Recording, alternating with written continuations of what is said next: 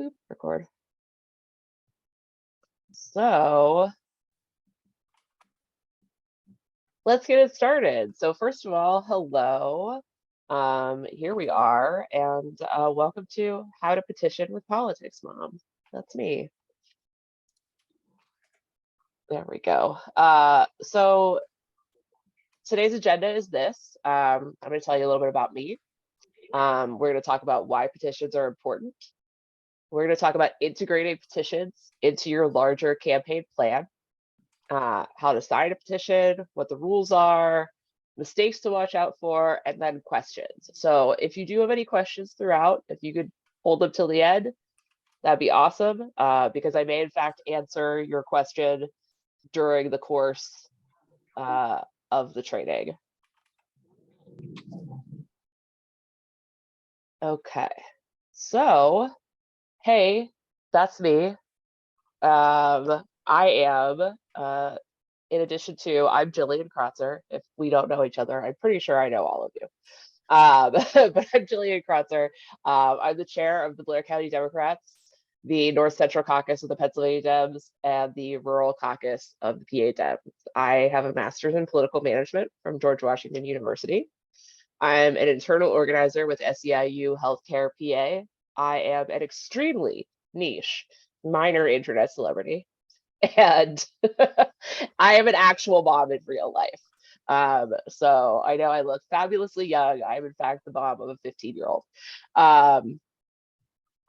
So let's move into petitions, because that's what we're all here for. Why are petitions so important? So you can't possibly underestimate the importance of petitions. So like they're the thing that gets you on the ballot. Number one, they're very often your first introduction to voters at the doors, as a candidate. The number of petition signatures that you're getting is really a good litmus test for how serious you are as a candidate. And your petition signers give you an amazing list of, people that are probably going to support you more throughout your campaign. So that being so, we have to make sure that we're integrating petitions into the campaign plan, because this is all part of, right, a larger thing. So when you're building a petition plan, you're going to ask yourself a lot of questions, and it really is helpful to write it all down and really think through it. So number one, most basic, right? How many petition signatures do you need to get on the ballot? And that could range anywhere from 10 to like 1,000, right? Also, please excuse me for those of you who are just getting on. I'm having some sinus issues today. It sucks. But how many petition signatures do you need? So for most municipal seats, it's going to be 10. Unless you live in like a city. So if you're running for like Altoona City Council, you need to get 100 petition signatures. But if you're running for Hollidaysburg Borough Council, you need to get 10. And then you want to say, how many signatures do you want to make a splash? So sure, maybe you only have to get 10 signatures. Should you only get 10 signatures? No. I'm going to give you that disappointed mom stare if you only get 10 signatures. It's simply unacceptable, guys. Now, how many volunteers do you need to get those signatures? Okay, so generally speaking, petition sheets have space for 30 signers. So I would, at a minimum, assign out one sheet per volunteer, but you're also going to want to take into account that not every volunteer is going to get you 30 signatures. So I would say probably one person for every 10 signatures. And then when you're talking to your volunteers, you want to ask them, how many signatures do you think that you could get? Think about how you're going to recruit those volunteers. Are you recruiting them at party events? Are you calling all of your friends? You should be calling all of your friends. And, make that ask. And then who are you getting the signatures from? So the number one people that you want to get your signatures from are super voters. Super voters are people that vote in every single election. So, for example, I have not missed a single election for the last decade. I am a super voter. Super voters are going to be much more likely to understand what's happening when you come to the door and ask them to sign this thing. But then you may want to target other types of voters based on your candidacy. So like if you are a younger person running for office, maybe you want to target younger voters, okay? And we'll get into a little bit, we'll get into how you can do that. And where are you getting your signatures? So number one, always, where are you getting your signatures? Number one is door knocking. Number two is door knocking. Number three is door knocking. Number four is events. But the first three are door knocking. Because generally speaking, and I would guess that anybody in local politics knows that you're going to see the same people at local events over and over again. So after like 2 events, you've probably hit everybody that you're going to hit at an event. And door knocking is going to help you get out to people that don't know about you, which is a pretty good campaign strategy, right? So listen, this is my ask of you, please. I swear to God, this is so necessary. You need to get a list of voters for Vote Builder so that you can knock doors. Do not use lists from previous years. Don't do it. You need new lists with up-to-date information. And if at all possible, you want to make sure that either your county or if you have access to Vote Builder yourself, that you are able to tag voters and use that data, because that data is precious. Okay. What am I going to do with all this data? This is important data. Okay, you're going to save it. You're going to use it. It's so incredibly important. So how are you going to use it, right? Now, not every campaign does everything. Sometimes you got a very tiny campaign with very limited resources. So you got to do what you can with what you have, okay? But this is ideal world, all right? So your petition signers, you should write a thank you note or a letter to every person that has signed your petition. So like if you are a municipal candidate, maybe you get done and you've got 30 people that signed your petition. Cool. So you could probably write them all thank you notes because 30 is not like a ton, right? But if you are running for like county commissioner and you got 250 signatures, then probably you want to do like a form letter, and that's okay. That's fine. What are you going to put in your note to these folks? You want to let them know that you got on the ballot and it's thanks to them. You want to let them know how they can continue to support you, because you need more volunteers. There's never enough volunteers. Maybe you want to invite them to an event. Probably you want to ask them for money, because campaigns cost money. So keep all of those things in mind, because these are people that have already, in a sense, committed to supporting you. So go back to them. You want to tag every person who signed your petition in Vote Builder. And if you don't know how to do that, somebody from your county party should be able to help you with that. So Blair County folks know that I will be the person helping you with that. And if you're a candidate that plans on getting yard signs, check in with your petition signers to see if they'll put up a yard sign, because they've already signed your petition. So, odds are they might think about it, right?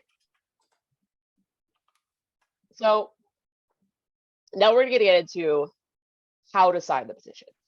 Now, explaining this process is weird because you might think to yourself, how hard could it possibly be? Well, so first let's look at the petition header. Now, this is what I'm about to show you is Josh Shapiro's petition from last year, and it's not going to look quite the same if you're a local candidate, but it's going to have basically all the same information, so you get the gist. So here we see Office of Attorney General. The district is statewide. The year of the primary was, well, sorry, this is 2020, not 2022. The candidate's name, Josh Shapiro, their occupation. So as a candidate, you will put your current occupation on this. Additionally, your residential street address, the city, borough, or township that you live in. If it's a statewide position, and for us this year, this is something that is going to be important if you're collecting signatures for statewide judicial races, the county of the signers. You want to make sure that you're looking at what that is. And then the party of the signers is going to be Democratic. Okay, so in almost every case for us, with the exception of cross-filing, and we'll get to that. So now on the back of the petition, this is the statement of the circulator. Now, it is important to note that this should not be filled out until you are done collecting signatures on this page. And here we have the county of the petition signer's residence. So that's Blair for us, right? If you're in Blair County, you would write Blair. That's the people signing the petition, not you. The printed name of the circulator, that's you, this person circulating the petition. The signature of the circulator, again, that's you. Number and street, city, borough, township, zip code. So just write your address, okay? And again, after, not before, after you're done with the petition. And now, so now we sign it. So here's what you're looking at for every petition. They're all going to look like this. Signature, printed name, house number, street or road, city, borough, township, date of signing. So let's first focus on this. Signature, then printed name. Very often you will find when you're signing things, you print your name, then you sign it. It's that way on the back with the statement of the circulator, but it's not that way on the front when you sign the petition. So please make sure that people notice that and that they sign first, then print. So let's now talk about the address. Couldn't possibly be this hard. We've all written our addresses a billion times, but just like, wait. So you got your house number. My address is 1009 25th Avenue. So I'm going to write 1009 25th Avenue. And then the city, borough, or township. Here is where it gets specific. So what city, borough, or township do you live in? I live in the city of Altoona. Now, city of Altoona, the Altoona address encompasses more than just the city of Altoona. So there is a township surrounding Altoona called Logan Township, and people who live in Logan Township may also write Altoona as their mailing address. But if I were a person who paid taxes to Logan Township because I live in Logan Township, I should write Logan Township. So this is important. So when you are circulating petitions, when you're knocking doors, you need to know where you are so that you can make sure to point that out to people, because sometimes they don't know or they're not thinking about it, right?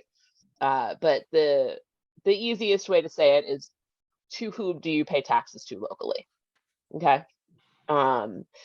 Now, does it really matter? Yes and no.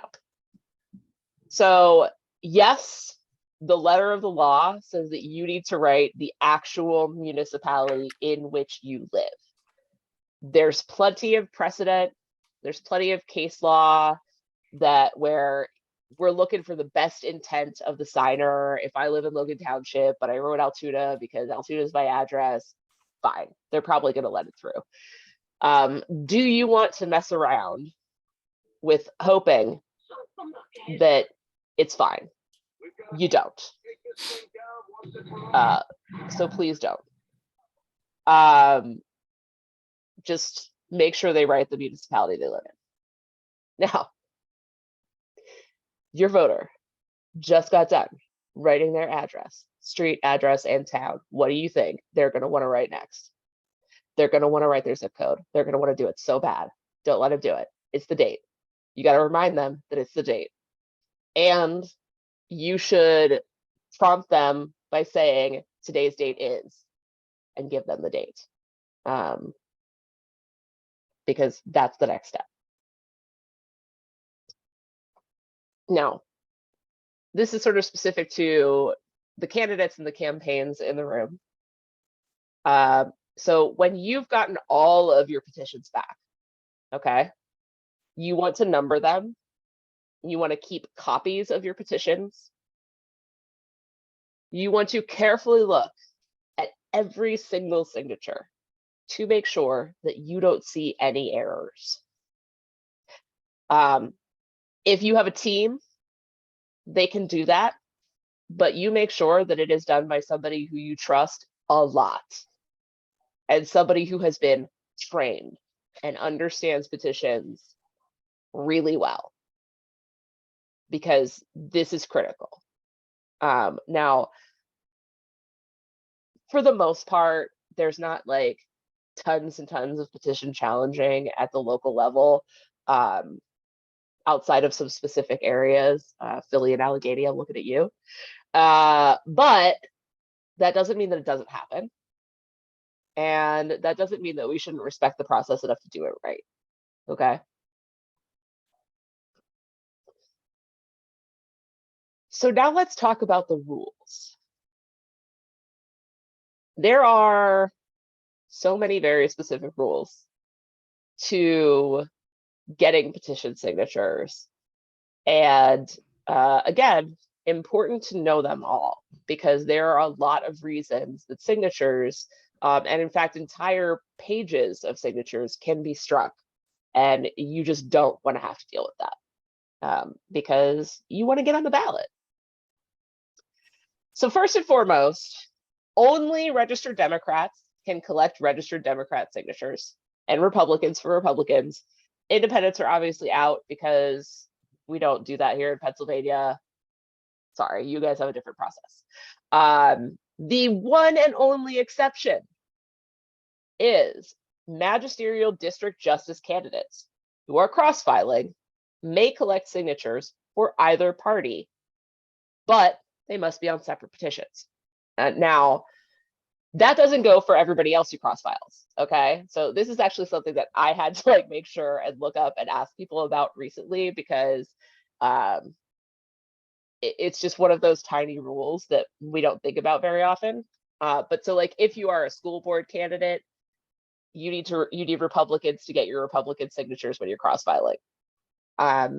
Can one of your friends change their registration to Republican to collect those petition signatures? Yeah, that's fine. But, you know, there you go. You may not begin collecting signatures until February 14th. February 14th this year is the first day of petition cycle.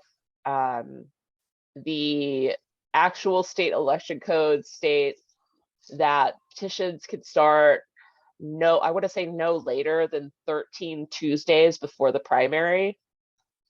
Seriously. And petitions have to be turned in before end of business on March 7th. I would suggest, so February 14th is a Tuesday, March 7th is a Tuesday. I would suggest that you aim to have your petitioning done by the Friday before the end of petitions, just so that you could get everything in, taken care of, and know that you are good to go. Because being there at the last minute is wildly stressful. And I don't recommend it. If somebody makes an error while they're signing, and they're gonna, It's okay. It's not a problem. You draw a line the whole way through that row, and then they start on the next line. No big deal. It's okay. Haha. You have to use black or blue ink only. I'm not even kidding about this. You think this is so pedantic? It is. Black is preferred. Here's why: because the petitions are going to be scanned in, and black scans more easily. So use black ink. It's better. You must be registered as the party of the petition that you are signing. You may not sign more petitions for an office than positions are available. So my example is this. There are 5 seats for school board up. I may not sign more than 5 school board petitions. You don't have to sign 5, but you can't sign more than that. And if you do, your signature gets struck from, generally speaking, everybody's. There's an argument to be made if you signed the 6th person's the latest, that it would maybe get struck off of only their petition. But if you're in a situation where, say, for example, you're at an event and there's 6 people running for school board and somebody isn't thinking or paying attention and they sign all 6, that signature's getting struck off of all 6 petitions. And no ditto marks. Now, I believe personally that we're not going to have to talk about ditto marks for much longer, because the kids don't know what ditto marks are anymore. So that is simply, and just in case anybody doesn't know, that's just like when you put a little quotation mark underneath something to indicate that you are writing the same thing. So if myself and my spouse both sign somebody's petition, so let's say I sign the petition and then my spouse signs his name and he prints his name, and then instead of writing the address, he puts little quotation marks under that's no go. You can't have ditto marks. You can't have blank spaces. Everything has to be filled out. Haha. I wanted to point this out because I bet that somebody is going to want to ask this question about the registration. A person can either register to vote or change their party of registration on the same day they sign a petition. So I have a friend, they're an independent. They really want to sign my petition because they want to support me. That's okay, because I am going to carry either 1, a paper voter registration form, or 2, I'm going to have the online form ready to go on my phone. So I could say, no problem, here, you can update your voter registration and sign my petition. As long as the date of their change is not later than the date that they signed the petition. So like they cannot sign the petition on Friday and then change their registration on Saturday. That would be invalid. So bring those registration forms with you, right? Or be ready to walk people through the online registration on their phone. I know candidates that have done like a QR code. They'll have like a QR code on a button so people can scan it and just bring that up on their own phone. However you want to do it, but this is like a great way to, grab a couple more voters, right? Register some people, get some more Democrats. We would all love that. So there are lots and lots and lots and lots of mistakes to watch out for. And here is most of them. So people, as we said, want to print then sign instead of sign then print. You want to make sure that they sign then print. People want to put the mailing address instead of their actual municipality of residence. They want to put the zip code instead of the date. Oops, I forgot to check whether this person is a registered Democratic voter. You could avoid this by having a list when you knock doors. But it is important to go back and check. right? And by the way, I might add that checking back through your petitions to see whether people are actually registered Democrats is a good test of whether the signature is legible.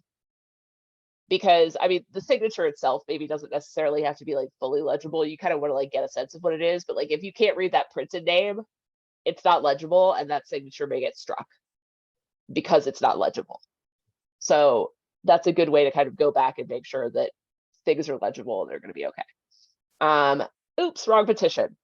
So this is mostly going to be an issue for statewide candidates. Statewide candidates are going to send their petitions out to various counties and to their supporters and ask you to circulate. And like we saw on that Josh Shapiro petition, it says Blair County, right? It says Blair 07 because we are county number 7 alphabetically, I believe. So you want to make sure if I'm in Blair County, that statewide judicial petition needs to say Blair. If I'm in Columbia County, that petition needs to say Columbia County. It happens from time to time. What? Somebody sends you the wrong thing, and that's okay. It happens. All right. But it's easier if you check. When the two people who live together sign one after the other, watch out for the ditto marks.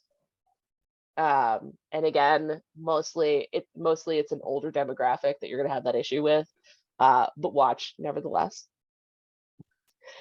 This is really a recommendation as a petition pro. Don't use gel ink. It runs. If it gets wet, it will run and it can ruin your entire petition. And make sure that the date is the correct date. So this is something that can ruin a whole petition page. So if I sign I'm the first signer on the petition. Today is the 12th, but I think it's the 14th. Or well, that doesn't work for our example because we start on the 14th. Today is the 15th, but I think it's the 17th. I write the 17th. Everybody else that signs a petition that day writes the 15th because that's what day it is.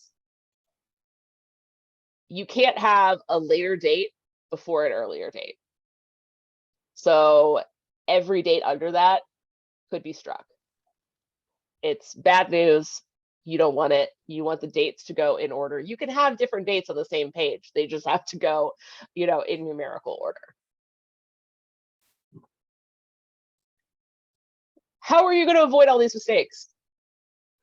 Every circulator should check every signature that they collect as they collect it, and train everyone. Even if you have veteran petition collectors, you want to double check. Just run through things with them, make sure they have everything. For campaigns, it's always a good idea to have like a 1-page, here are the rules of petitioning to hand out when you give people petitions to do, so that those rules are there. Now, I do want to talk a little bit about challenging petition. So this is more important for candidates than for if you're a volunteer, but it is also important. Like as a volunteer, you need to understand why it's so important that you get everything correct, because you want to avoid your candidate having their petition challenged.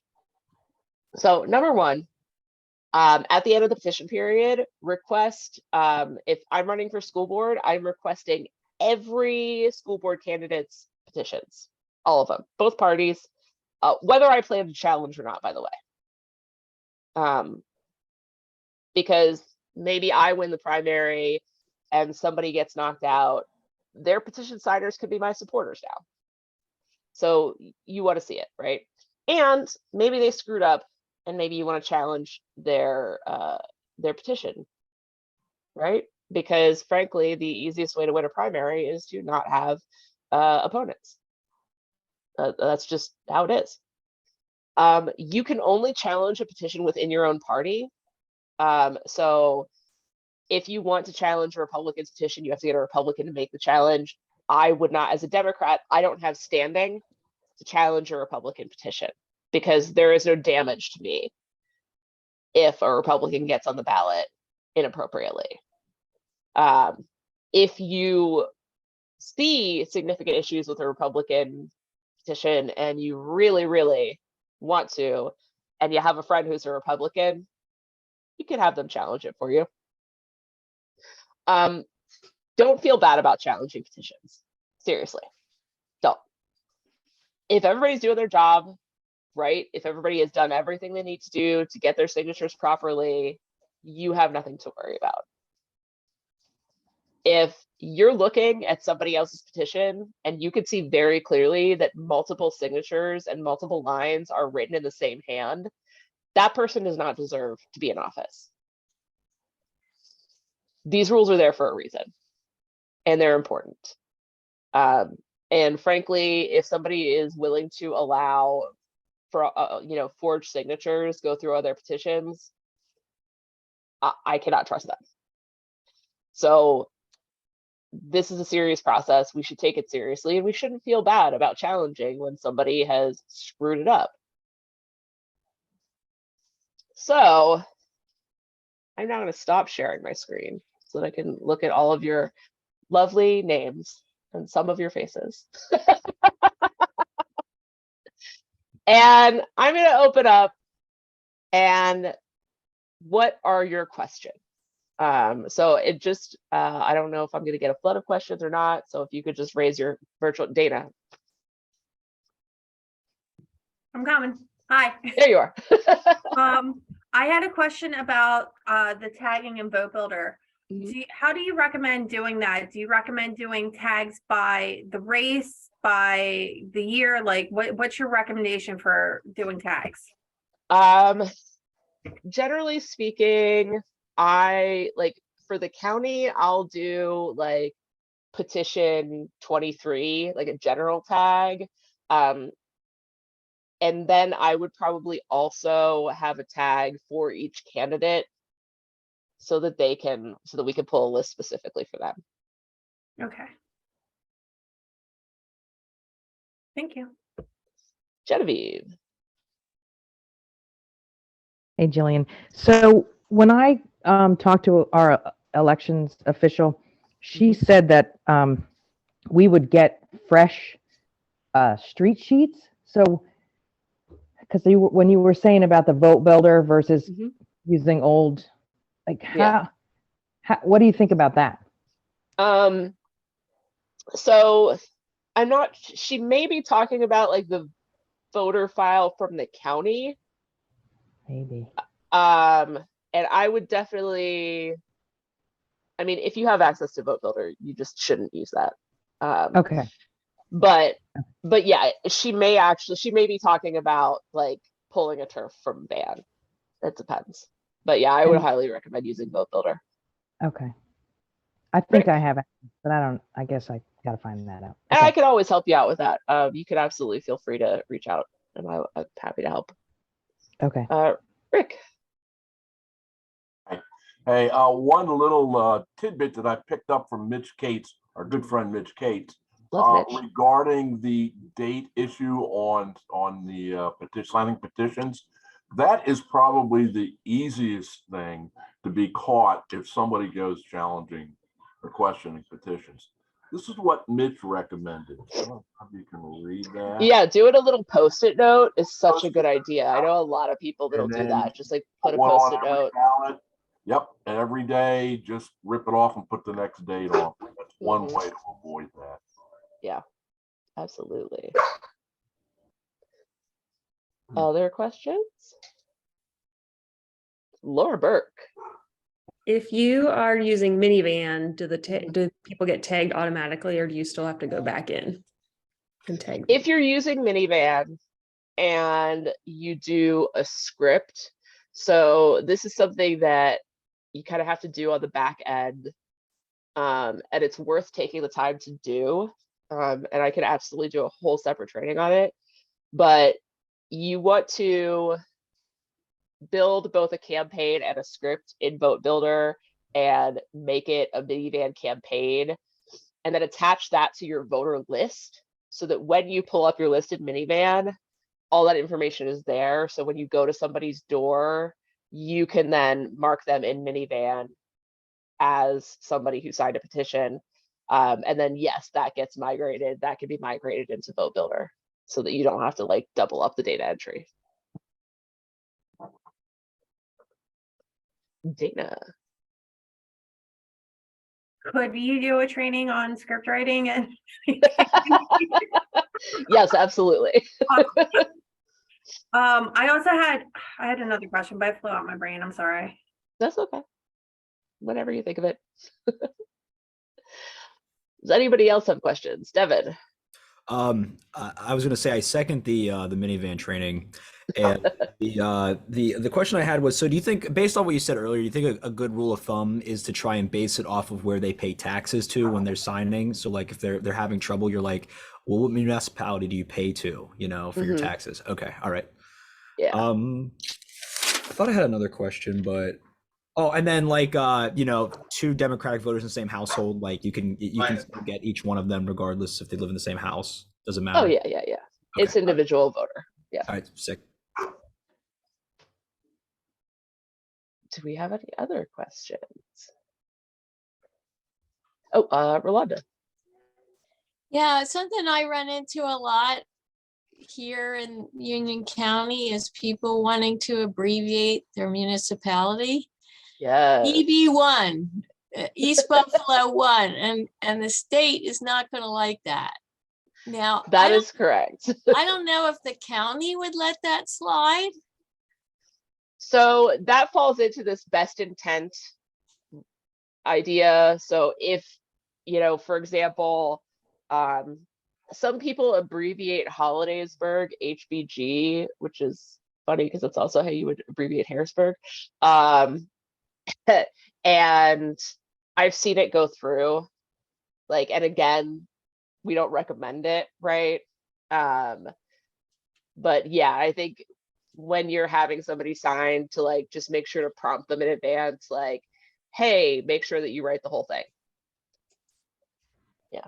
A follow-up to that question, Rolanda, is if I'm McConnellsburg Borough, I don't have to put McConnellsburg Borough or Air Township. I can just put Air. Like, do I have to put borough or township like behind it?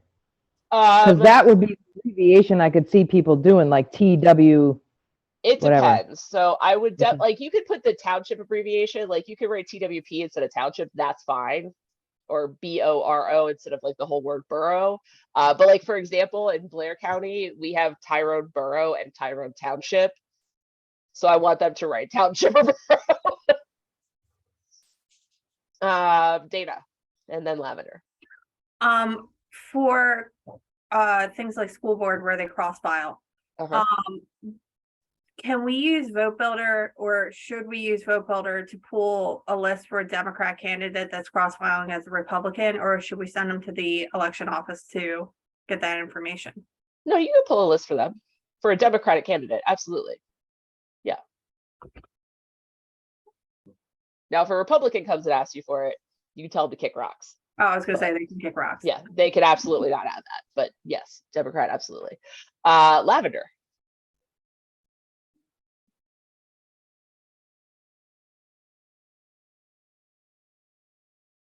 Still there, Lavender? Or Kib? Hey, finally, I'm so sorry I couldn't get to unmute. This No is worries. Kim. One of the things, I ran for House of Representatives this past election, and one of the things that we did was when we were looking on that list, we had a couple of households, like my household, for instance, there's 4 of us. And, so if anyone can get us in Tyrone Borough and needs our signatures, there's 4 of them for you.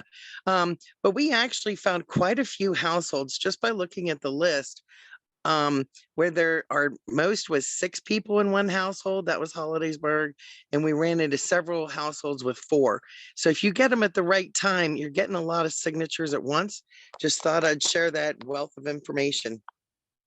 Absolutely. This is very true. You know, when you have a list in minivan, you can look at it by household instead of by person, which I mean, generally speaking, are what I do anyway, because you're gonna look at a map and walk around. But yeah, having households with more than one person, fantastic way to hit those signatures. Any other questions? Devin, did you raise your hand? I couldn't tell. You just waved. All right. Oh, Genevieve, go ahead. I was going to ask you, because the slides were, and I was trying to write as furiously as I can. Did you say in the very beginning, because sorry, I was on late, that you would share those, or? I will email out Cool. the slides. Appreciate that. And that also has my contact information on it. And you're absolutely welcome to reach out with questions whenever you want. Oh, yes. One more. So you were talking about all these people as the chair in Fulton.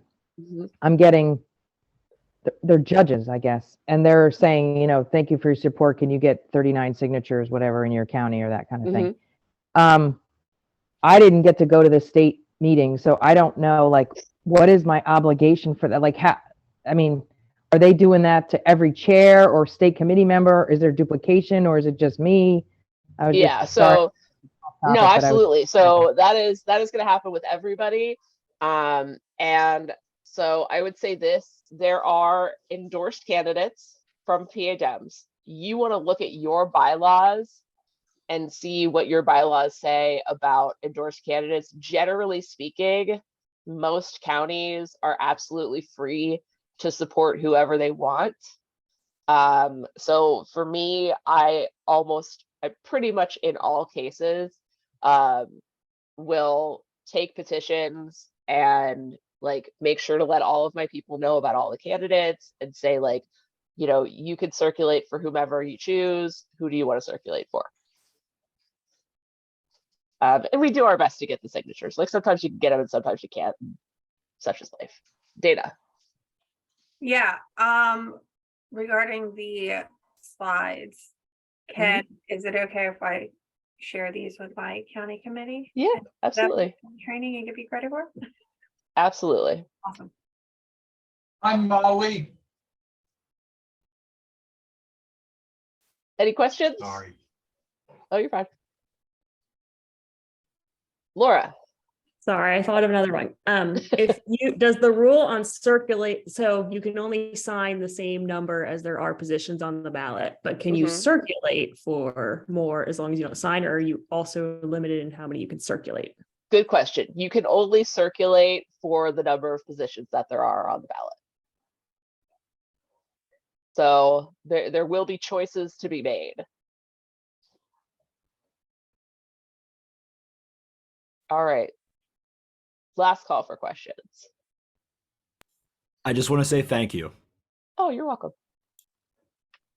I'm a big giant petitions nerd, and also just I love all of this nonsense. So I'm happy to help people through this ridiculous process. That is very important. Nevertheless, still a little ridiculous. All right, gang. Well, then thank you so much. And I will be emailing everything out to y'all. And I hope that you get out on the doors and collect a whole bunch of signatures. All right. Bye, gang. Thank you. Bye. Thank you. Thanks, Julie.